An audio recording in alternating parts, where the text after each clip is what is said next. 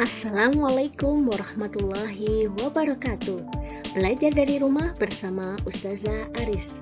Hari ini kita akan belajar tema 5, ekosistem, subtema 2, hubungan antar makhluk hidup dalam ekosistem, muatan IPA.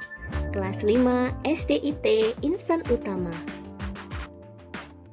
Nah, yang akan kita pelajari 1. Rantai makanan, 2. Aliran energi dalam rantai makanan, 3. Interaksi makhluk hidup dalam ekosistem. Rantai makanan. Rantai makanan adalah rangkaian peristiwa makan dan dimakan antar makhluk hidup untuk kelangsungan hidupnya. Ada 3 peran makhluk hidup dalam rantai makanan. Pertama, sebagai produsen, makhluk hidup yang dapat membuat makanannya sendiri, contoh tumbuhan dan ganggang.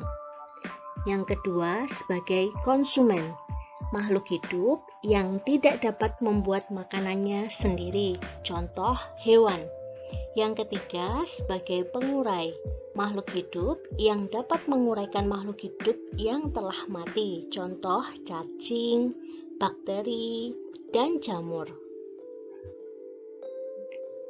Perhatikan gambar rantai makanan berikut. Tanaman padi dimakan oleh ulat, ulat dimakan oleh ayam, kemudian ayam dimakan oleh elang. Saat mati, tubuh elang akan diuraikan oleh makhluk hidup pengurai seperti bakteri tanah, cacing tanah, dan jamur untuk dijadikan nutrisi bagi tumbuhan. Aliran energi dalam rantai makanan. Nah, soli dan solihah, kalian bisa memperhatikan pada layar kalian aliran energi dalam rantai makanan.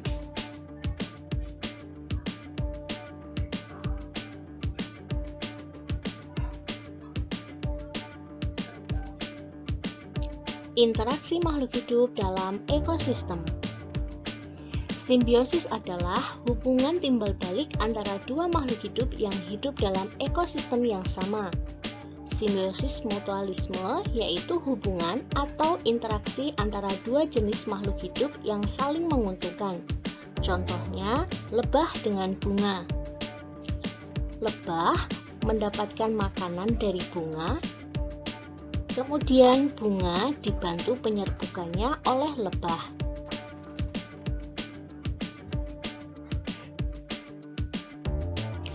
Simbiosis komensalisme yaitu interaksi yang menguntungkan satu makhluk hidup, namun makhluk hidup lainnya tidak dirugikan dan tidak diuntungkan.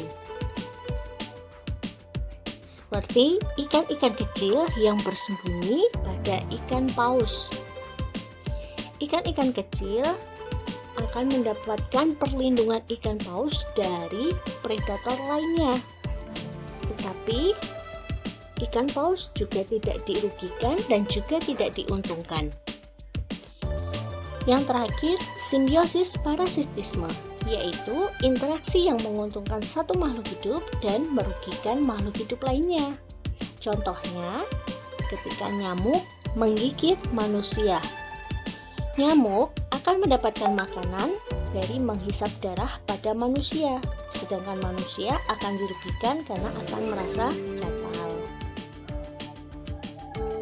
Nah, soli dan solihah, di sekeliling kita dijumpai banyak bentuk saling kebergantungan antara manusia. Interaksi yang terjadi antar manusia kadang saling menguntungkan dan kadang merugikan.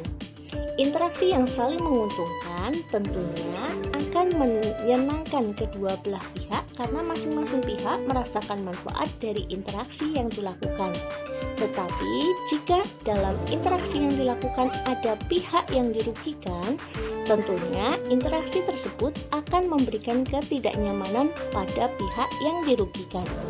Islam mengajarkan agar kita selalu berupaya menjadi pihak yang memberi manfaat pada setiap interaksi yang kita lakukan dengan orang lain dan sangat melarang menjadi pihak yang merugikan orang lain.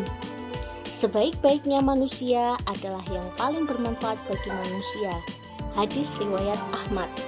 Semakin banyak manfaat dirimu untuk orang lain, semakin banyak pula keberkahan yang Allah beri.